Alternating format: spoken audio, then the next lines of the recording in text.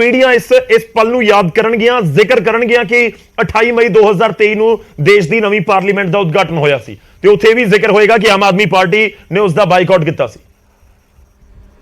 2023 ਚ ਜਿਹੜਾ ਉਦਘਾਟਨ ਹੋਣਾ ਹੈ, ਗੌਰਵ ਜੀ ਤੁਹਾਡੀ ਬਿਲਕੁਲ ਸਹੀ ਗੱਲ ਹੈ ਕਿ ਇਤਿਹਾਸਕ ਕੰਮ ਹੋਣ ਜਾ ਰਿਹਾ। ਇਸ ਇਤਿਹਾਸ ਦੇ ਵਿੱਚ ਇਹ ਵੀ ਲਿਖਿਆ ਜਾਵੇਗਾ ਕਿ ਭਾਰਤੀ ਜਨਤਾ ਪਾਰਟੀ ਜਿਹੜੀ ਹੈ ਇਹ ਰਾਸ਼ਟਰਪਤੀ ਦੇ ਅਹੁਦੇ ਦਾ ਅਪਮਾਨ ਕਰ ਰਹੀ ਹੈ, ਆਦੀਵਾਸੀਆਂ ਦਾ ਅਪਮਾਨ ਕਰ ਰਹੀ ਹੈ, ਦਲਿਤ ਭਾਈਚਾਰੇ ਦਾ ਅਪਮਾਨ ਕਰ ਰਹੀ ਹੈ, ਔਰਤਾਂ ਦਾ ਅਪਮਾਨ ਕਰ ਰਹੀ ਹੈ।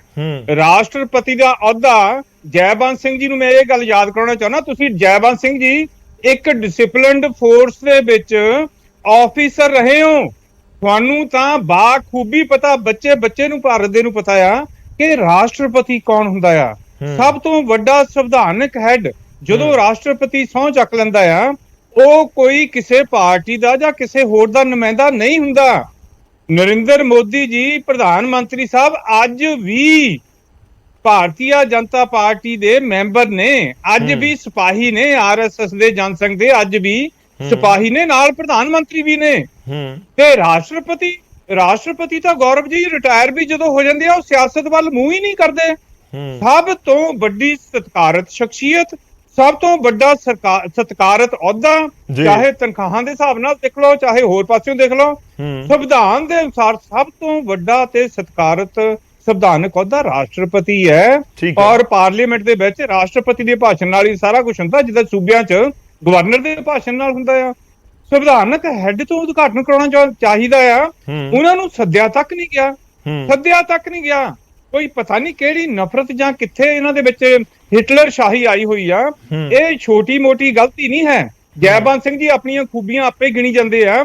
ਮੈਂ ਤੁਹਾਨੂੰ ਇਸ ਦੇ ਵਿੱਚ ਤਰਕ ਤੇ ਦਮ ਨਜ਼ਰ ਆਉਂਦਾ ਜੋ ਬੀਜੇਪੀ ਦੇ ਰਹੀ ਹੈ ਕਿ 75 ਦੇ ਵਿੱਚ ਇੰਦਰਾ ਗਾਂਧੀ ਦੇਸ਼ ਦੇ ਪ੍ਰਧਾਨ ਮੰਤਰੀ ਸੀ, ਉਹਨਾਂ ਨੇ ਇੱਕ ਹਿੱਸੇ ਦਾ ਉਦਘਾਟਨ ਕੀਤਾ ਔਰ ਉਸ ਤੋਂ ਬਾਅਦ 87 ਦੇ ਵਿੱਚ ਰਾਜੀਵ ਗਾਂਧੀ ਹੋਰਾਂ ਦੇ ਵੱਲੋਂ ਇੱਕ ਉਦਘਾਟਨ ਪਾਰਲੀਮੈਂਟ ਦੇ ਵਿੱਚ ਕੀਤਾ ਗਿਆ। ਉਹ ਵੀ ਤਾਂ ਪ੍ਰਧਾਨ ਮੰਤਰੀ ਜਾਂ ਉਸਦੇ ਪੈਰਲਰ ਅਹੁਦੇਦਾਰ ਰਹੇ ਨੇ ਨਾ। ਉਹਦੇ ਵਿੱਚ ਪਾਰਲੀਮੈਂਟ 'ਚ ਕਿਸੇ ਨੇ ਉਦਘਾਟਨ ਕਰਤਾ ਜਾਂ ਪਹਿਲਾਂ ਕੋਈ ਰਵਾਇਤ ਦੇ ਵਿੱਚ ਇੱਕਾ ਦੁੱਕਾ ਐਗਜ਼ਾਮਪਲ ਹੈਗੀਆਂ, ਭਾਵੇਂ ਵੱਧ ਵੀ ਨੇ ਗੌਰਵ ਜੀ। ਮੈਂ ਫੇਰ ਵੀ ਇਹੀ ਕਹੂੰਗਾ ਕਿ ਇਹ ਉਹ ਗੱਲ ਹੈ ਵੀ ਜਿੱਦਾਂ ਤੁਸੀਂ ਇੱਕ ਕੁੱਕ ਜਿਹੜਾ ਆ ਇੱਕ ਘਰ ਦੇ ਵਿੱਚ ਬਹੁਤ ਵਧੀਆ ਖੀਰ ਬਣਾ ਲੈਂਦਾ ਆ, ਬਾਅਦ ਵਿੱਚ ਉਹ ਇੱਕ ਚਮਚ ਰੇਤਾ ਦਾ ਵਿੱਚ ਪਾ ਦਿੰਦਾ। ਭਾਰਤੀ ਜਨਤਾ ਪਾਰਟੀ ਇਹ ਕੰਮ ਕਰ ਰਹੀ ਆ। ਕਾਦੀ ਹੈਂਕੜਬਾਜ਼ੀ ਆ ਇਹਨਾਂ ਦੀ?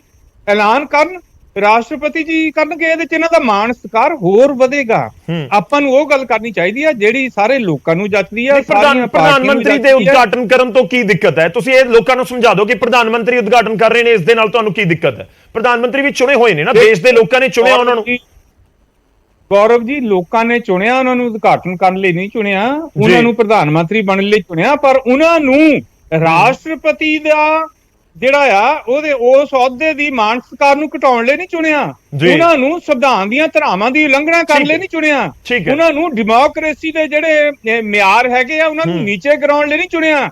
ਆਦੀਵਾਸੀਆਂ ਦਾ ਅਪਮਾਨ ਕਰਨ ਲਈ ਨਹੀਂ ਚੁਣਿਆ ਗਿਆ ਪ੍ਰਧਾਨ ਮੰਤਰੀ ਨੂੰ। ਦਲਿਤਾਂ ਦਾ, ਔਰਤਾਂ ਦਾ ਅਪਮਾਨ ਕਰਨ ਲਈ ਨਹੀਂ ਚੁਣਿਆ ਗਿਆ ਪ੍ਰਧਾਨ ਮੰਤਰੀ ਨੂੰ। ਤੁਹਾਨੂੰ ਲੱਗਦਾ ਹੈ ਕਿ ਤੁਹਾਨੂੰ ਲੱਗਦਾ ਕਿ ਦੇਸ਼ ਦੇ ਰਾਸ਼ਟਰਪਤੀ ਦਾ ਅਪਮਾਨ ਹੋ ਰਿਹਾ ਹੈ? ਸਭ ਤੋਂ ਉੱਚੇ ਸੰਵਿਧਾਨਕ ਅਹੁਦੇ ਦਾ ਅਪਮਾਨ ਹੋ ਰਿਹਾ ਆ ਜੀ। ਸਭ ਤੋਂ ਸੰਵਿਧਾਨਕ ਉੱਚਾ ਅਹੁਦਾ ਜਿਹੜਾ ਆ ਉਹਦਾ ਸੰਵਿਧਾਨ ਹੋ ਰਿਹਾ, ਸੰਵਿਧਾਨ ਦਾ ਅਪਮਾਨ ਹੋ ਰਿਹਾ, ਮਰਿਆਦਾਵਾਂ ਦਾ ਅਪਮਾਨ ਹੋ ਰਿਹਾ ਆ ਜੀ। ਕੀ ਹਰਜ ਕੀ ਆ? ਮੈਂ ਜੈਬੰਦ ਸਿੰਘ ਜੀ ਨੂੰ ਪੁੱਛਣਾ ਚਾਹੁੰਦਾ ਕਿ ਸੱਦਣ ਦੀ ਗੱਲ ਹੈ ਕਿ ਤੁਸੀਂ ਉਦਘਾਟਨ ਵਾਲੇ ਪੁਆਇੰਟ ਦੇ ਉੱਤੇ ਹੋ ਕਿ ਜੇ ਰਾਸ਼ਟਰਪਤੀ ਉੱਥੇ, ਜਾਣਕਾਰੀ ਸਾਡੇ ਕੋਲ ਇਹ ਵੀ ਹੈ ਕਿ ਉਹਨਾਂ ਦਾ ਇੱਕ ਮੈਸੇਜ ਹੋਏਗਾ, ਉਪ ਰਾਸ਼ਟਰਪਤੀ ਦਾ ਇੱਕ ਮੈਸੇਜ ਹੋਏਗਾ, ਉਸ ਤੋਂ ਬਾਅਦ ਉਦਘਾਟਨ ਹੈ। ਉਹਨਾਂ ਤੋਂ ਸੱਦਿਆ ਤੱਕ ਨਹੀਂ ਗਿਆ, ਰਾਸ਼ਟਰਪਤੀ ਨੂੰ ਤਾਂ ਬੁਲਾਇਆ ਤੱਕ ਨਹੀਂ ਗਿਆ ਗੌਰਵ ਜੀ, ਬੁਲਾਇਆ ਤੱਕ ਨਹੀਂ ਗਿਆ। ਠੀਕ ਹੈ, ਚਲੋ ਮੈਂ ਜਵਾਬ ਲੈਣ ਦੀ ਕੋਸ਼ਿਸ਼ ਕਰਦਾ, ਇੱਕ ਵਾਰੀ ਮੈਂ ਸਾਰਿਆਂ ਨੂੰ ਐਡ ਕਰ ਲਵਾਂ। ਤੁਹਾਡਾ ਪੁਆਇੰਟ ਆ ਗਿਆ ਸਰ। ਉਦਘਾਟਨ ਹੀ ਕਿੰਨਾ ਸ਼ੁਭ ਮੌਕਾ ਆ, ਉਦਘਾਟਨ ਹੀ ਰਾਸ਼ਟਰਪਤੀ ਤੋਂ ਕਰਵਾਉਣਾ ਚਾਹੀਦਾ। ਆਪਾਂ ਜਵਾਬ ਲੈਣ ਦੀ ਕੋਸ਼ਿਸ਼ ਕਰਾਂਗੇ। ਮੈਂ ਇੱਕ ਵਾਰੀ ਰੁਕ ਕਰਦਾ ਸਰ, ਥੋੜਾ ਜਿਹਾ ਵੇਟ ਕਰਿਓ। ਜੈਬੰਦ ਜੀ ਤੋਂ ਆਪਾਂ ਜਵਾਬ ਲਵਾਂਗੇ, ਪਰ ਪਹਿਲਾਂ ਮੈਂ ਪੀਰ ਮੁਹੰਮਦ ਜੀ ਦਾ ਰੁਕ ਕਰ ਲਵਾਂ, ਅਕਾਲੀ ਦਲ ਦਾ। ਪੀਰ ਮੁਹੰਮਦ ਜੀ, ਅਕਾਲੀ ਦਲ ਨੂੰ ਕਿਉਂ ਲੱਗ ਰਿਹਾ ਕਿ ਬੇਵਜ੍ਹਾ ਇਹ ਪੂਰਾ ਵਿਵਾਦ ਖੜਾ ਕੀਤਾ ਜਾ ਰਿਹਾ ਹੈ?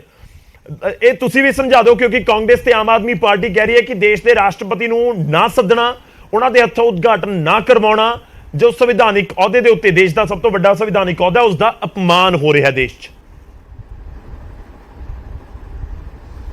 ਦੇਖੋ ਜੀ, ਕਈ ਵਾਰ ਇਤਿਹਾਸ ਜਿਹੜਾ ਆਪਣੇ ਆਪ ਨੂੰ ਦੁਹਰਾ ਦਿੰਦਾ ਅੱਜ ਪਾਰਲੀਮੈਂਟ ਦੇ ਉਦਘਾਟਨ ਦੀ ਚਰਚਾ ਆਪਾਂ ਕਰ ਰਹੇ ਹਾਂ ਕਿ 28 ਮਈ ਨੂੰ ਪਾਰਲੀਮੈਂਟ ਦਾ ਉਦਘਾਟਨ ਹੋਣਾ ਤੇ ਗੌਰਵ ਜੀ ਤੁਹਾਨੂੰ ਯਾਦ ਹੋਵੇਗਾ, ਤੁਸੀਂ ਉਦੋਂ ਛੋਟੀ ਉਮਰ 'ਚ ਹੋਵੋਗੇ ਸ਼ਾਇਦ, ਜਦੋਂ ਦਰਬਾਰ ਸਾਹਿਬ ਦੇ ਉੱਪਰ ਹਮਲਾ ਕੀਤਾ ਗਿਆ ਤਾਂ ਦੇਸ਼ ਦੇ ਰਾਸ਼ਟਰਪਤੀ ਨੇ ਕਿਹਾ ਕਿ ਮੈਨੂੰ ਤਾਂ ਪਤਾ ਹੀ ਨਹੀਂ ਸੀ, ਮੈਨੂੰ ਨਹੀਂ ਦੱਸਿਆ ਗਿਆ ਕਿ ਕਾਂਗਰਸ ਨੇ ਸ੍ਰੀ ਦਰਬਾਰ ਸਾਹਿਬ ਦੇ ਉੱਪਰ ਤੇ 37 ਹੋਰ ਗੁਰਧਾਮਾਂ ਦੇ ਉੱਤੇ ਹਮਲਾ ਕਰਨਾ ਸੀ, ਮੈਨੂੰ ਤਾਂ ਪਤਾ ਹੀ ਬਾਅਦ ਦੇ ਵਿੱਚ ਲੱਗਾ ਸਾਰੀ ਯੋਜਨਾ ਦਾ। ਜਿਹੜਾ ਦੇਸ਼ ਦਾ ਰਾਸ਼ਟਰਪਤੀ ਇਹ ਗੱਲ ਕਹਿ ਰਿਹਾ ਹੈ ਤੇ ਅੱਜ ਕਾਂਗਰਸ ਇੱਕ ਉਦਾਹਰਨ ਇਹ ਦੇ ਰਹੀ ਹੈ ਕਿ ਦੇਖੋ ਜੀ ਜਿਹੜੇ ਰਾਸ਼ਟਰਪਤੀ ਨੇ, ਆਦਿਵਾਸੀ ਨੇ, ਉਹਨਾਂ ਨੂੰ ਉਦਘਾਟਨ ਕਰਨ ਦਾ ਮੌਕਾ ਨਹੀਂ ਦਿੱਤਾ ਜਾ ਰਿਹਾ। ਮੈਂ ਕਾਂਗਰਸ ਨੂੰ ਤੇ ਉਹਨਾਂ ਦੀਆਂ ਸਮਰਥਕ ਪਾਰਟੀਆਂ ਨੂੰ ਪੁੱਛਣਾ ਚਾਹਣਾ ਕਿ ਤੁਸੀਂ ਇਹ ਦੱਸੋ ਕਿ ਰਾਸ਼ਟਰਪਤੀ ਦੀ ਜਦੋਂ ਚੋਣ ਹੋ ਰਹੀ ਸੀ, ਜਦੋਂ ਤੁਹਾਨੂੰ ਇੰਨਾ ਹੀ ਇਸ ਗੱਲ ਦਾ ਹੈਗਾ ਹੇਜ ਕਿ ਆਦੀਵਾਸੀ ਜਿਹੜੀ ਮਹਿਲਾ ਜੇ ਉਹਨੂੰ ਮੌਕਾ ਮਿਲ ਗਿਆ, ਇੱਕ ਔਰਤ ਨੂੰ ਮੌਕਾ ਮਿਲ ਗਿਆ ਤੇ ਤੁਸੀਂ ਤਾਂ ਯੂਨਾਨੀਮੈਸੀ ਉਸ ਦੇ ਵਿੱਚ ਸ਼ਾਮਲ ਹੁੰਦੇ। ਉਸ ਵਕਤ ਤੁਸੀਂ ਟਿਲ ਦਾ ਜ਼ੋਰ ਲਾਇਆ, ਹਰ ਪੱਧਰ ਦੀ ਹਰਕਤ ਕੀਤੀ ਕਿ ਜਿਹੜੀ ਨਹੀਂ ਸੀ ਕਰਨੀ ਚਾਹੀਦੀ, ਉਹਨਾਂ ਨੂੰ ਹਰਾਉਣ ਵਾਸਤੇ ਹਰ ਪੱਧਰ ਦਾ ਹਰਬਾ ਵਰਤਿਆ ਤੇ ਅੱਜ ਤੁਸੀਂ ਇਹ ਗੱਲ ਕਹਿ ਰਹੇ ਹੋ ਕਿ ਦੇਖੋ ਜੀ ਦੇਸ਼ ਦੇ ਰਾਸ਼ਟਰਪਤੀ ਦਾ ਅਪਮਾਨ ਹੋ ਰਿਹਾ। ਰਾਸ਼ਟਰਪਤੀ ਦਾ ਅਪਮਾਨ ਜਿੰਨਾ ਕਾਂਗਰਸ ਨੇ ਕੀਤਾ, ਜਿਵੇਂ ਉਹਨਾਂ ਨੂੰ ਉਹ ਵਰਤਦੇ ਰਹੇ ਨੇ ਰਾਸ਼ਟਰਪਤੀਆਂ ਨੂੰ, ਤੇ ਉਸ ਦੇ ਵਿੱਚ ਤੁਸੀਂ ਦੇਖੋ ਮੌਜੂਦਾ ਸਮੇਂ ਦੇ ਵਿੱਚ ਇੱਕ ਭਾਰਤੀ ਜਨਤਾ ਪਾਰਟੀ ਹੈ, ਉਹਨਾਂ ਦਾ ਇਸ ਵੇਲੇ ਬੋਲਬਾਲਾ ਇਸ ਪੱਧਰ ਦਾ ਹੈਗਾ ਕਿ ਉਹਨਾਂ ਨੇ ਇੱਕ ਯੋਜਨਾ ਬਣਾਈ ਕਿ ਨਵੀਂ ਪਾਰਲੀਮੈਂਟ ਬਣਾ ਦਿੱਤੀ ਜਾਵੇ ਦੇਸ਼ ਦੇ ਪ੍ਰਧਾਨ ਮੰਤਰੀ ਨਰਿੰਦਰ ਮੋਦੀ ਨੇ, ਤੇ ਉਹਨਾਂ ਨੂੰ ਇਸ ਗੱਲ ਦਾ ਚਾਅ ਹੈ ਕਿ ਮੈਂ ਉਦਘਾਟਨ ਕਰਨਾ ਤੇ ਅਸੀਂ ਵੀ ਉਹਦੇ ਵਿੱਚ ਇਹ ਗੱਲ ਕਹੀ ਹੈ ਕਿ ਇਹਦੇ 'ਚ ਇਹਨੂੰ ਵਿਵਾਦ ਕਿਉਂ ਬਣਾਇਆ ਜਾ ਰਿਹਾ, ਜੇ ਉਹ ਉਦਘਾਟਨ ਕਰ ਲੈਣਗੇ ਤੇ ਫਿਰ ਕੀ ਹੋ ਜਾਏਗਾ।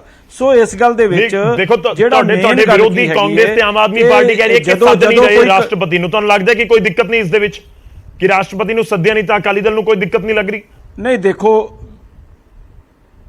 ਨਹੀਂ ਦੇਖੋ ਮੈਨੂੰ ਲੱਗਦਾ ਕਿ ਰਾਸ਼ਟਰਪਤੀ ਵੀ ਆਉਣਗੇ, ਉਪ ਰਾਸ਼ਟਰਪਤੀ ਵੀ ਆਉਣਗੇ, ਕਸਟੋਡੀਅਨ ਹੁੰਦੇ ਨੇ ਜਿਹੜੇ ਸਪੀਕਰ ਹੁੰਦੇ ਨੇ ਪਾਰਲੀਮੈਂਟ ਦੇ, ਉਹ ਵੀ ਉੱਥੇ ਆਉਣਗੇ, ਇਸ ਸਾਰਿਆਂ ਨੇ ਆਉਣਾ, ਇਸ ਦੇ ਵਿੱਚ ਕੋਈ ਗੱਲ ਨਹੀਂ। ਪਰ ਮੇਨ ਗੱਲ ਇਹ ਆ ਕਿ ਕਾਂਗਰਸ ਨੇ ਜਿਹੜੀਆਂ ਪਿਛਲੇ ਸਮੇਂ ਦੇ ਵਿੱਚ ਵੱਡੀਆਂ ਗਲਤੀਆਂ ਕੀਤੀਆਂ, ਇਤਿਹਾਸਕ ਗਲਤੀਆਂ ਕੀਤੀਆਂ, ਤੇ ਅੱਜ ਇਸ ਮੌਕੇ ਦੇ ਉੱਤੇ ਅਸੀਂ ਕਿਉਂ ਅੱਜ ਕੋਡ ਕੀਤਾ ਇਸ ਗੱਲ ਨੂੰ, ਸ਼੍ਰੋਮਣੀ ਅਕਾਲੀ ਦਲ ਇਸ ਗੱਲ ਨੂੰ ਇਸ ਕਰਕੇ ਕੋਡ ਕਰ ਰਿਹਾ ਹੈ ਕਿ ਤੁਸੀਂ ਦੇਖੋ ਰਾਸ਼ਟਰਪਤੀ ਦੀ ਤੁਸੀਂ ਤੋਹੀਨ ਕਿਵੇਂ ਕੀਤੀ। ਤੁਸੀਂ ਤਾਂ ਲੋਕਾਂ ਦੇ ਕੋਲੋਂ, ਆਪਣੇ ਗੁੰਡਿਆਂ ਦੇ ਕੋਲੋਂ ਰਾਸ਼ਟਰਪਤੀ ਦੀ ਗੱਡੀ ਦੇ ਉੱਪਰ ਜਦੋਂ ਉਹ ਏਮਜ਼ ਦੇ ਵਿੱਚ ਜਿਹੜੇ ਉੱਥੇ ਪਤਾ ਲੈਣ ਗਏ, ਦੇਸ਼ ਦੀ ਪ੍ਰਧਾਨ ਮੰਤਰੀ ਜਦੋਂ ਇੰਜਰਡ ਸੀ ਤਾਂ ਉਹਨਾਂ ਦੇ ਉੱਤੇ ਰੋੜੇ ਮਰਵਾਏ ਗਏ। ਇਹੋ ਜੀ ਪਾਰਟੀ ਜਿਹੜੀ ਅੱਜ ਉਹ ਆਪਣੇ ਕਿਸ ਮੂੰਹ ਦੇ ਨਾਲ ਇਹ ਕਹਿ ਸਕਦੀ ਹੈ ਕਿ ਦੇਖੋ ਜੀ ਰਾਸ਼ਟਰਪਤੀ ਦੀ ਬੜੀ ਤੋਹੀਨ ਹੋ ਰਹੀ ਹੈ। ਸੋ ਇਹੋ ਜੀਆਂ ਗੱਲਾਂ ਕਰਨ ਦੀ ਬਜਾਏ ਸੋਚਣ ਤੇ ਵਿਚਾਰਨ ਦੀ ਇਹ ਲੋੜ ਹੈ ਕਿ ਅਸੀਂ 21ਵੀਂ ਸਦੀ ਦੇ ਵਿੱਚ ਜਦੋਂ ਗੁਜ਼ਰ ਰਹੇ ਹਾਂ ਤੇ ਇਸ ਦੇਸ਼ ਦੇ ਵਿੱਚ ਜਿਹੜੀ ਬੇਰੁਜ਼ਗਾਰੀ ਦਾ ਮਸਲਾ ਹੈ, ਇਸ ਦੇਸ਼ ਦੇ ਅੰਦਰ ਪਾਰਲੀਮੈਂਟ ਤਾਂ ਚੱਲਣ ਹੀ ਨਹੀਂ ਦਿੰਦੇ ਲੋਕ। ਉੱਥੇ ਰੌਲਾ ਆਪਾਂ ਦੇਖਦੇ ਹਾਂ ਕਿਸ ਪੱਧਰ ਦਾ ਰੌਲਾ ਹੁੰਦਾ, ਚਾਹੇ ਰਾਜ ਸਭਾ ਦੇ ਵਿੱਚ ਉੱਥੇ ਜਿਹੜੇ ਚੁਣੇ ਜਾਂਦੇ ਆ ਸਾਡੇ 540 MP, ਉਹ ਉੱਥੇ ਬੜੇ ਸਿਰ ਜੋੜ ਕੇ ਬੈਠਣ, ਦੇਸ਼ ਦੀਆਂ ਜਿਹੜੀਆਂ ਮੇਨ ਸਮੱਸਿਆਵਾਂ ਨੇ। ਅੱਜ ਆਮ ਆਦਮੀ ਜਿਹੜਾ ਹੁਣ ਇਹ ਵੇਖੋ, ਆਮ ਆਦਮੀ ਕਿਤੇ ਇਹ ਨਾ ਸਮਝ ਲਿਓ ਪੰਜਾਬ ਵਾਲਾ ਜਿਹੜੀ ਸਰਕਾਰ ਚਲਾ ਰਹੀ, ਮੈਂ ਆਮ ਆਦਮੀ ਉਸ ਦੀ ਗੱਲ ਕਰ ਰਿਹਾ ਕਿ ਜਿਹੜਾ ਅੱਜ ਰੋਟੀ ਕੱਪੜੇ ਤੇ ਮਕਾਨ ਤੋਂ ਜਿਹੜਾ ਪਰੇਸ਼ਾਨ ਹੈ, ਬੇਰੁਜ਼ਗਾਰੀ ਤੋਂ ਪਰੇਸ਼ਾਨ ਹੈ, ਨਿਤ ਬਰਾ ਜ਼ਿੰਦਗੀ ਦੀਆਂ ਜਿਹੜੀਆਂ ਸਹੂਲਤਾਂ ਉਹਨੂੰ ਮਿਲਣੀਆਂ ਚਾਹੀਦੀਆਂ, ਆਪਾਂ ਜਵਾਬ ਲੈਣ ਦੀ ਕੋਸ਼ਿਸ਼ ਕਰਦੇ ਹਾਂ। ਜੈਮਨ ਜੀ ਪਰੇਸ਼ਾਨ ਹੈ, ਉਧਰ ਤੱਕ ਕਦੀ ਧਿਆਨ ਨਹੀਂ ਦਿੱਤਾ ਸੰਧੂ ਸਾਹਿਬ ਦਾ ਇੱਥੇ। ਜੀ ਸੰਧੂ ਸਾਹਿਬ ਦਾ ਜਵਾਬ ਜ਼ਰੂਰੀ ਹੈ। ਸੰਧੂ ਸਾਹਿਬ, ਦਲ ਨੂੰ ਪੂਛ ਨਾ ਬਣਾਓ ਬੀਜੇਪੀ ਦੀ, ਸ਼੍ਰੋਮਣੀ ਅਕਾਲੀ ਦਲ ਨੂੰ ਬੀਜੇਪੀ ਦੀ ਪੂਛ ਨਾ ਬਣਾਓ। ਤੁਹਾਡੇ ਤੋਂ ਰਿਐਕਸ਼ਨ ਲਵਾਂਗਾ ਜੀ ਸੰਧੂ ਸਾਹਿਬ। ਗੌਰਵ ਜੀ ਦੇਖੋ ਅੱਜ ਨਾ ਪੀਰ ਮੁਹੰਮਦ ਜੀ ਫਿਲਾਸਫਰ ਬਣ ਗਏ। ਦੇਖੋ ਮੈਂ ਤੁਹਾਨੂੰ ਨਾ ਯਾਦ ਕਰਾਉਣਾ, ਚੀਮਾ ਸਾਹਿਬ ਨੇ ਅੱਜ ਹੀ ਇੱਕ ਬਿਆਨ ਦਿੱਤਾ ਵੀ ਜਿਹੜਾ ਸਾਨੂੰ ਨਾ ਇਹਨਾਂ ਨੂੰ ਜਾਣਾ ਚਾਹੀਦਾ ਤੇ ਅਸੀਂ ਜਾਵਾਂਗੇ ਜੀ। ਤੇ ਤੁਹਾਨੂੰ ਮੈਂ ਥੋੜਾ ਜਿਹਾ ਜਲੰਧਰ ਇਲੈਕਸ਼ਨ ਲੰਘੇ ਨੂੰ ਥੋੜਾ ਚਿਰ ਹੋਇਆ, ਚੀਮਾ ਜੀ ਨੇ ਨਾ ਇਲੈਕਸ਼ਨ ਹਾਰਨ ਤੋਂ ਬਾਅਦ ਇੱਕ ਤੁਹਾਡੇ ਮੇਰੇ ਖਿਆਲ ਚੈਨਲ ਤੇ ਬਿਆਨ ਦਿੱਤਾ ਸੀ ਵੀ ਜੇ ਅਸੀਂ ਤੇ ਬੀਜੇਪੀ ਰਲ ਜਾਂਦੇ ਤੇ ਸਾਡੀ 1.5 ਲੱਖ ਹੋਇਆ ਤੇ 1.5 ਲੱਖ ਉਹਨਾਂ ਦੀ ਵੋਟ ਹੈ ਤਾਂ ਅਸੀਂ ਰਲ ਕੇ ਨਾ ਜਿੱਤ ਸਕਦੇ ਸੀ ਸੀਟ। ਉਹਨਾਂ ਦਾ ਬੇਸਿਕਲੀ ਦਰਦ ਛਲਕਿਆ, ਕਹਿਣ ਤੋਂ ਭਾਵ ਸੀ ਵੀ ਅਸੀਂ ਦੁਬਾਰਾ ਇੱਕ ਹੋ ਜਾਈਏ। ਗੌਰਵ ਜੀ ਅਗਲੇ ਦਿਨ ਹੀ ਹਰਦੀਪ ਪੁਰੀ ਜੀ ਜਿਹੜੇ ਅੰਮ੍ਰਿਤਸਰ ਆਏ, ਆਉਂਦੇ ਹੀ ਉਹਨਾਂ ਨੇ ਸਪਸ਼ਟ ਕੀਤਾ ਵੀ ਨਾ ਭਾਈ ਨਾ, ਅਸੀਂ ਤੁਹਾਡੇ ਨਾਲ ਕਿਸੇ ਰੂਪ ਚ ਕੋਲੈਬੋਰੇਸ਼ਨ ਨਹੀਂ ਕਰਦੇ। ਕਾਰਨ ਪਤਾ ਕੀ ਸੀਗਾ? ਕਾਰਨ ਸੀ ਅਰੁਣ ਜੇਟਲੀ ਨੇ, ਇਹਨਾਂ ਅਕਾਲੀਆਂ ਨੇ ਕਿਹਾ ਸੀ ਵੀ ਤੁਸੀਂ ਘਰ ਤੋਂ ਜਾਓ, ਅਸੀਂ ਤੁਹਾਨੂੰ ਜਿਤਾਵਾਂਗੇ, ਤੇ ਬਹੁਤ ਬੁਰੀ ਤਰ੍ਹਾਂ ਹਰਾ ਕੇ ਭੇਜਿਆ। ਅਗਲੀ ਵਾਰੀ ਚਲੋ ਮੈਂ ਪੁਆਇੰਟ ਤੇ ਵਾਪਸ ਆ ਜਾਵਾਂ। ਤੁਹਾਨੂੰ ਲੱਗ ਰਿਹਾ ਹੈ ਕਿ ਅਕਾਲੀ ਦਲ ਤਾਂ ਸਮਰਥਨ ਕਰ ਰਿਹਾ ਕਿ ਉਹ ਗੜਜੋੜ ਰਾਜਨੀਤੀ 'ਚ ਕੋਈ ਕਿਸੇ ਦੀ ਗਾਰੰਟੀ ਨਹੀਂ ਦੇ ਸਕਦਾ ਕਿ ਕੌਣ ਜਿੱਤੇਗਾ ਕੌਣ ਹਾਰੇਗਾ, ਇਹ ਵੋਟਰਾਂ ਨੇ ਫੈਸਲਾ ਕਰਨਾ ਹੁੰਦਾ। ਸੰਧੂ ਸਾਹਿਬ ਇਸ ਤਰ੍ਹਾਂ ਦੇ ਕਦੀ ਜਿਹੜੇ ਆ ਨਾ ਨਹੀਂ ਸੰਧੂ ਸਾਹਿਬ, ਮੈਂ ਪੁਆਇੰਟ ਦੇ ਉੱਤੇ ਆ ਜਾ, ਜੈਬਲ ਜੀ ਤੋਂ ਰਿਐਕਸ਼ਨ ਲੈਣਾ, ਮੈਂ ਉਸ ਤੋਂ ਬਾਅਦ ਨਾ ਜਵਾਬ ਲਵਾਂਗਾ। ਸੰਧੂ ਸਾਹਿਬ ਦੇਖੋ, ਉਹ ਕਹਿ ਰਹੇ ਨੇ ਕਿ ਕਾਂਗਰਸ ਉਹ ਪਾਰਟੀ ਸਵਾਲ ਚੁੱਕਦੀ ਹੈ ਜਿਨ੍ਹਾਂ ਨੇ ਰਾਸ਼ਟਰਪਤੀ ਨੂੰ ਦੱਸੇ ਬਿਨਾ ਆਪਰੇਸ਼ਨ ਬਲੂ ਸਟਾਰ ਕਰ ਦਿੱਤਾ। ਅਕਾਲੀ ਦਲ ਇਹ ਇਲਜ਼ਾਮ ਲਗਾ ਰਿਹਾ। ਸੌਰੀ, ਤੁਸੀਂ ਮੇਰੀ ਗੱਲ ਨੂੰ ਕੰਟੀਨਿਊ ਹੋਣ ਨਹੀਂ ਦਿੱਤਾ। ਫਿਰ ਜਦੋਂ ਕੰਟੀਨਿਊ ਹੁੰਦੀ ਉਹਦੀ ਰੰਗਤ ਟੁੱਟ ਜਾਂਦੀ ਹੈ। ਮੈਂ ਤੁਹਾਨੂੰ ਇਹ ਦੱਸਣਾ ਚਾਹਨਾ, ਹਰਦੀਪ ਪੁਰੀ ਜਿਹਨੂੰ ਇਹਨਾਂ ਨੇ ਹਰਾ ਕੇ ਅਕਾਲੀਆਂ ਨੇ ਭੇਜਿਆ, ਇਹ ਜ਼ਿੰਦਗੀ 'ਚ ਕਦੀ ਇਕੱਠੇ ਨਹੀਂ ਹੋ ਸਕਦੇ। ਇਹ ਜਿੰਨੇ ਮਰਜ਼ੀ ਦਾ ਪੇਚ ਕਰ ਲੈਣ, ਜਿੰਨੇ ਮਰਜ਼ੀ ਉੱਥੇ ਜਾ ਕੇ ਬੀਜੇਪੀ ਦੇ ਅੱਗੇ ਪਿੱਛੇ ਫਿਰ ਲੈਣ, ਉਹਨਾਂ ਨੇ ਤੁਹਾਨੂੰ ਫਿਕਰ ਨਹੀਂ ਹੋਣਾ ਚਾਹੀਦਾ ਇਸ ਗੱਲ ਦਾ। ਤੁਹਾਨੂੰ ਫਿਕਰ ਨਹੀਂ ਹੋਣਾ ਚਾਹੀਦਾ। ਤੁਸੀਂ ਜਿਨ੍ਹਾਂ ਨਾਲ ਗੱਠਜੋੜ ਕਰਨਾ ਚਾਹੁੰਦੇ ਹੋ, ਉਹ ਪੰਜਾਬ ਦੇ ਵਿੱਚ ਉਹਨਾਂ ਦੇ ਨਾਲ ਕਿਵੇਂ ਤੁਸੀਂ ਬੈਠਦੇ ਹੋ ਤੇ ਕਿਵੇਂ ਤੁਹਾਡਾ ਰੋਜ਼ ਦਾ ਇਹ ਡਰਾਮੇਬਾਜ਼ੀ ਹੈ। ਆਮ ਆਦਮੀ ਪਾਰਟੀ ਤੇ ਕਾਂਗਰਸ ਇੱਥੇ ਇੱਕ ਦੂਜੇ ਨਾਲ ਇਕੱਠੇ ਨਜ਼ਰ ਆ ਰਹੇ ਨੇ। ਮੇਰੀ ਗੱਲ ਤੇ ਤੁਹਾਨੂੰ ਜਾਓ, ਤੁਸੀਂ ਬੀਜੇਪੀ ਦੇ ਕੋਲ ਜਾਓ, ਤੁਹਾਨੂੰ ਫਿਰ ਕੁਝ ਨਹੀਂ ਲੱਭਣਾ। ਤੁਹਾਨੂੰ ਜਿਹੜੀ ਅਕਾਲੀ ਦਲ ਪੰਜਾਬ ਆ, ਉਹਨੂੰ ਬੀਜੇਪੀ ਦਾ ਤੁਹਾਨੂੰ ਦੇਖੋ, ਸਾਨੂੰ ਕਿਸੇ ਕੋਲ ਜਾਣ ਦੀ ਲੋੜ ਨਹੀਂ, ਸਾਡੇ ਕੋਲ ਹੀ ਆਵੇਗਾ ਹਰ ਕੋਈ। ਚਲੋ ਆਪਾਂ ਗੱਠਜੋੜ ਵਾਲੇ ਕੋਲ ਨਹੀਂ ਜਾਂਦੇ। ਸ਼੍ਰੋਮਣੀ ਅਕਾਲੀ ਦਲ ਇੱਕ ਐਸੀ ਜਮਾਤ ਹੈ, ਉਹ ਕੱਲੀ ਰਾਜ ਸੱਤਾ ਵਾਸਤੇ ਨਹੀਂ ਬਣੀ। ਗੱਲ ਕਹਿ ਰਹੇ ਕਿ ਅਸੀਂ ਆਪਣੇ ਪੰਜਾਬ ਦੇ ਖਿੱਤੇ ਦੇ ਵਿੱਚ ਜਿਹੜੇ ਸਾਡੀਆਂ ਮੰਗਾਂ ਨੇ, ਉਹਨਾਂ ਵੱਲ ਅਸੀਂ ਜਾਣਨਾ ਚਾਹੁੰਦੇ ਨੇ। ਆਪਣਾ ਧਿਆਨ ਜਿਹੜਾ ਕੇਂਦਰਿਤ ਕਰਦੇ ਰਹਿੰਦੇ ਆ, ਉਹ ਬੀਜੇਪੀ ਨੂੰ ਵੀ ਧਿਆਨ ਦੇਣਾ ਚਾਹੀਦਾ। ਤਾਂ ਗੱਲ ਨਹੀਂ ਪਹੁੰਚ ਪਾਉਂਦੀ। ਨਹੀਂ ਦੇਖੋ, ਇਹ ਵੀ ਇਸ ਸਮੇਂ ਸਵਾਲ ਤਾਂ ਪੀਰ ਮੁਹੰਮਦ ਜੀ ਇਹ ਵੀ ਹੋ ਰਹੇ ਨੇ। ਸਵਾਲ ਇਹ ਵੀ ਹੋ ਰਿਹਾ ਕਿ ਜਿਹੜੀਆਂ 19 ਪਾਰਟੀਆਂ ਇਕੱਠੀਆਂ ਹੋ ਕੇ ਬਾਈਕਾਟ ਕਰ ਰਹੀਆਂ ਨੇ, ਕਿ 19 ਦੀਆਂ 19 ਪਾਰਟੀਆਂ 2024 ਦੇ ਵਿੱਚ ਇਕੱਠੀਆਂ ਹੋ ਕੇ ਬੀਜੇਪੀ ਦੇ ਖਿਲਾਫ ਇਲੈਕਸ਼ਨ ਚਾਉਣਗੀਆਂ।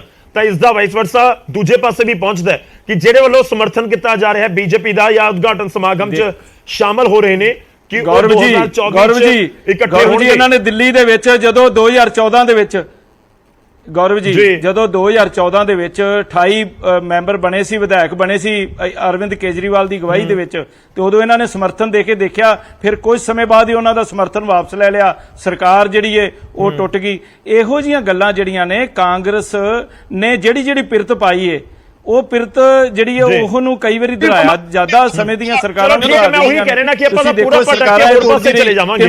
ਆਪਾਂ ਡਿਬੇਟ ਦੇ ਉੱਤੇ ਰਹੀਏ। ਪਾਰਲੀਮੈਂਟ ਭਵਨ ਦਾ ਉਦਘਾਟਨ ਸਮਾਗਮ ਤੁਸੀਂ ਸ਼ਾਮਲ ਹੋ ਰਹੇ ਹੋ, ਅਕਾਲੀ ਦਲ ਵਾਲੇ ਤੇ ਬੀਜੇਪੀ ਦੋਵੇਂ ਸ਼ਾਮਲ। ਥੋੜੀ ਮੈਂ ਉਹੀ ਕਹਿ ਰਿਹਾ, ਥੋੜਾ ਵੇਟ ਕਰੋ। ਕਾਂਗਰਸ ਤੇ ਆਮ ਆਦਮੀ ਪਾਰਟੀ ਸ਼ਾਮਲ ਨਹੀਂ ਹੋ ਰਹੀ। ਮੈਂ ਇਸ ਕਰਕੇ ਕਹਿ ਰਿਹਾ ਵਾਪਸ ਆਪਾਂ ਲਾਈਨ ਦੇ ਉੱਤੇ ਆ ਜਾਈਏ। ਜੈਬਾਨ ਜੀ ਜਵਾਬ ਦੇ ਦਿਓ, ਬਹੁਤ ਸਾਰੇ ਸਵਾਲ ਇਕੱਠੇ ਹੋਏ ਨੇ ਸਰ, ਥੋੜਾ ਛੋਟਾ ਜਵਾਬ ਰੱਖਿਓ। ਜੈਬਾਨ ਜੀ ਨਹੀਂ, ਜਵਾਬ ਤੇ ਮੈਂ ਛੋਟਾ ਹੀ ਰੱਖਣਾ ਹਮੇਸ਼ਾ, ਪਰ ਹੁਣ ਵੈਸੇ ਡਿਬੇਟ ਦਾ ਕੋਈ ਹੁਣ ਉਹ ਮੁੱਦਾ ਨਹੀਂ ਰਹਿ ਗਿਆ, ਕਿਉਂਕਿ ਸਾਰੀਆਂ ਗੱਲਾਂ ਐਕਸਪੋਜ਼ ਹੋ ਗਈਆਂ ਨੇ। ਪੀਰ ਮੁਹੰਮਦ ਜੀ ਨੇ ਬੜੀਆਂ ਸਿਆਣੀਆਂ ਗੱਲਾਂ ਕੀਤੀਆਂ ਨੇ। ਤੁਸੀਂ ਮੈਨੂੰ ਦੱਸੋ ਗੌਰਵ ਜੀ, ਐਡੀ ਮੁਸ਼ੱਕਤ ਘਾਲ ਕੇ ਜਿਹੜੇ ਅਸੀਂ 2 ਪ੍ਰੈਜ਼ੀਡੈਂਟਸ ਬਣਾਏ ਨੇ, ਇੱਕ OBC ਦਾ ਇੱਕ ਟ੍ਰਾਈਬਲ ਏਰੀਆ ਦਾ, ਕਿੱਡੀ ਮੁਸ਼ੱਕਤ ਘਾਲ ਕੇ ਅਸੀਂ ਉਹਨਾਂ ਨੂੰ ਪ੍ਰੈਜ਼ੀਡੈਂਟਸ ਬਣਵਾਇਆ। ਸੌਰੀ, ਪ੍ਰਾਈਮ ਮਿਨਿਸਟਰ ਨੇ ਪ੍ਰੈਜ਼ੀਡੈਂਟਸ ਬਣਵਾਇਆ। ਤੇ ਅਗਰ ਸਾਡੇ ਦਿਲ ਦੇ ਵਿੱਚ ਟ੍ਰਾਈਬਲਸ ਦੀ, ਲੇਡੀਜ਼ ਦੀ ਤੇ ਦ੍ਰੋਪਦੀ ਮੁਰਮੂ ਜੀ ਵਿਅਕਤੀਗਤ ਤੌਰ ਦੇ ਉੱਤੇ ਸਾਡੇ ਪ੍ਰੈਜ਼ੀਡੈਂਟ ਦੀ ਇੱਜ਼ਤ ਨਾ ਹੁੰਦੀ, ਤੇ ਅਸੀਂ ਐਡਾ ਕਿਉਂ ਕੰਮ ਕਰਦੇ ਉਹਨਾਂ ਨੂੰ ਬਣਾਉਣ ਵਾਸਤੇ। ਉਹਦੇ ਬਾਅਦ ਹੁਣ ਤੱਕ ਕੋਈ ਇੱਕ ਐਸਾ ਇੰਸੀਡੈਂਟ ਦੱਸ ਦਿਓ ਪ੍ਰਾਈਮ ਮਿਨਿਸਟਰ ਮੋਦੀ ਦੇ ਪੂਰੇ 9 ਸਾਲ ਦੇ ਵਿੱਚ, ਜਦੋਂ ਕਿ ਇਹ ਕਿਹਾ ਹੋਏ ਕਿ ਪ੍ਰਾਈਮ ਮਿਨਿਸਟਰ ਨੇ ਪ੍ਰੈਜ਼ੀਡੈਂਟ ਦੀ ਤੋਹੀਨ ਕੀਤੀ ਜਾਂ ਵਾਈਸ ਪ੍ਰੈਜ਼ੀਡੈਂਟ ਦੀ ਤੋਹੀਨ ਕੀਤੀ ਜਾਂ ਕੋਈ ਐਸੀ ਗੱਲ ਕਹਿਤੀ ਜੋ ਕਿ ਮੁਨਾਸਿਬ ਨਹੀਂ ਹੈ, ਜੋ ਕਿ ਬਾਰ-ਬਾਰ ਕਾਂਗਰਸ ਦੇ ਟਾਈਮ ਦੇ ਉੱਤੇ ਤੇ ਕਹੀ ਜਾਂਦੀ ਸੀ। ਸਭ ਤੋਂ ਵੱਡੀ ਗੱਲ ਤੇ ਗਿਆਨੀ ਜੈਲ ਸਿੰਘ ਦੀ ਪੀਰ ਮੁਹੰਮਦ ਜੀ ਨੇ ਦੱਸ ਦਿੱਤੀ ਹੈ। ਹੁਣ ਜਦੋਂ ਪ੍ਰਿੰਸੀਪਲਸ ਦੀ ਗੱਲ ਆਉਂਦੀ ਹੈ, ਤੁਸੀਂ ਮੈਨੂੰ ਇਹ ਦੱਸੋ, ਇਹ ਤੇ ਹੋ ਗਈ ਸਾਡੀ ਰਿਲੇਸ਼ਨਸ਼ਿਪ ਸਾਡੇ ਪ੍ਰੈਜ਼ੀਡੈਂਟ ਦੇ ਨਾਲ, ਜਿਹਦੇ ਉੱਤੇ ਇਹ ਬੜੀਆਂ ਵੱਡੀਆਂ ਗੱਲਾਂ ਬੋਲਦੇ ਨੇ। ਤੁਸੀਂ ਮੈਨੂੰ ਦੱਸੋ, ਸਾਡੇ ਜਿਹੜੇ ਚੀਫ ਮਿਨਿਸਟਰ ਨੇ ਉਹਨਾਂ ਦੀ ਇੱਥੇ ਕੀ ਸਟੇਚਰ ਹੈਗਾ? ਇੱਕ ਛੋਟੇ ਜਿਹੇ ਮਿਊਨਿਸਪਲ ਕਾਰਪੋਰੇਸ਼ਨ ਵਾਲਾ ਚੀਫ ਮਿਨਿਸਟਰ ਆ ਕੇ ਉਹਨਾਂ ਦੇ ਉੱਤੇ ਭਾਰੀ ਹੋ ਜਾਂਦਾ ਹੈ, ਉਹਦੇ ਪਿੱਛੇ ਤੁਰਦੇ ਨੇ, ਉਹ ਅੱਗੇ ਤੁਰਦਾ ਹੈ। ਮੈਂ ਪਹਿਲੇ ਵੀ ਇੱਕ ਡਿਬੇਟ ਦੇ ਵਿੱਚ ਕਿਹਾ ਸੀਗਾ ਕਿ ਅਰਵਿੰਦ ਕੇਜਰੀਵਾਲ ਨੂੰ ਜਾਂ ਤੇ ਉੱਥੇ ਦਾ ਚੀਫ ਮਿਨਿਸਟਰ ਛੱਡ ਦੇ ਤੇ ਕਨਵੀਨਰ ਬਣ ਜਾਏ, ਤੇ ਉਹਦਾ ਸਟੇਚਰ ਜਿਹੜਾ, ਉਹਨਾਂ ਦਾ ਸਟੇਚਰ ਜਿਹੜਾ ਉਹ ਥੋੜਾ ਭਗਵੰਤ ਮਾਨ ਜੀ ਦੇ ਉੱਤੇ ਹੋ ਜਾਏਗਾ। ਇਸ ਵੇਲੇ ਜਿਹੜੀ ਇਹ ਬੇਇੱਜ਼ਤੀ ਕਰ ਰਹੇ ਨੇ ਸਾਡੇ ਚੀਫ ਮਿਨਿਸਟਰ ਦੀ, ਇੱਕ ਛੋਟੀ ਸਟੇਟ ਦਾ ਚੀਫ ਮਿਨਿਸਟਰ ਜੋ ਕਿ ਇੱਕ ਸਾਡੇ ਚੀਫ ਸੈਕਟਰੀ ਦੇ ਅਹੁਦੇ ਦੇ ਨਾਲ ਦਾ ਹੈਗਾ, ਉਹ ਆ ਕੇ ਸਾਡੇ ਚੀਫ ਮਿਨਿਸਟਰ ਦੇ ਭਾਰੀ ਹੋ ਜਾਂਦਾ ਹੈ। ਐਸੀਆਂ ਜਿਹੜੀਆਂ ਪਾਰਟੀਆਂ ਨੇ ਜਿਹੜੀਆਂ ਪ੍ਰਿੰਸੀਪਲਸ ਨੂੰ ਹੀ ਨਹੀਂ ਬਿਲੀਵ ਕਰਦੀਆਂ, ਉਹਨਾਂ ਵਾਸਤੇ ਐਸੀਆਂ ਗੱਲਾਂ ਕਰਨ ਦਾ ਕੋਈ ਮਤਲਬ ਨਹੀਂ ਹੈ। ਇਹ ਆਊਟ ਐਂਡ ਆਊਟ ਪੋਲਿਟਿਕਸ ਹੈਗਾ। ਇਹਨਾਂ ਦੇ ਕੋਲ ਕੋਈ ਮੁੱਦਾ ਹੀ ਹੈ ਨਹੀਂ, ਮੁੱਦਾ ਤੇ ਖਤਮ ਹੋ ਚੁੱਕਾ। ਪੀਰ ਮੁਹੰਮਦ ਜੀ ਨੇ ਤੇ ਅਸੀਂ ਖਤਮ ਕਰ ਦਿੱਤਾ। ਸਾਡੀ ਬਹੁਤ ਜ਼ਿਆਦਾ ਰਿਸਪੈਕਟ ਹੈ ਪ੍ਰੈਜ਼ੀਡੈਂਟ ਦ੍ਰੋਪਦੀ ਮੁਰਮੂ ਜੀ ਦੇ ਵਾਸਤੇ। ਹੁਣ ਮੈਂ ਤੁਹਾਨੂੰ ਲਾਸਟ ਪੁਆਇੰਟ ਇਹਦੇ ਚ ਦੱਸ ਦਿੰਨਾ, ਦੇਖੋ ਜਿਹੜਾ ਇਹਦੀ ਇਨਵਾਈਟ ਹੈ ਨਾ, ਉਹ ਇਨਵਾਈਟ ਕੋਈ ਬੀਜੇਪੀ ਨਹੀਂ ਦੇ ਰਹੀ ਹੈ, ਇਨਵਾਈਟ ਦੇ ਰਿਹਾ ਹੈ speaker of the house. Speaker of the house ਜਿਹੜਾ ਉਹ ਵੀ ਅਪੋਲੀਟੀਕਲ ਹੁੰਦਾ ਹੈ। ਉਹਨੇ ਆਪਣੇ ਆਪ ਸੋਚ ਸਮਝ ਕੇ ਜੋ ਵੀ ਉਹਨੇ ਸੋਚਿਆ, ਜੋ ਉਹਨੂੰ ਠੀਕ ਲੱਗਿਆ, ਜੋ ਉਹਨਾਂ ਨੂੰ ਪ੍ਰੈਜ਼ੀਡੈਂਟਸ ਮਿਲੇ ਓਮ ਬਿਰਲਾ ਜੀ ਨੇ, ਉਹਨਾਂ ਦੇ ਉਸ ਦੇ ਹਿਸਾਬ ਦੇ ਨਾਲ ਉਹਨਾਂ ਨੇ ਇਹ ਕਰ ਦਿੱਤਾ। ਉਹਨਾਂ ਨੇ ਇਹ ਪੂਰਾ ਪ੍ਰੋਗਰਾਮ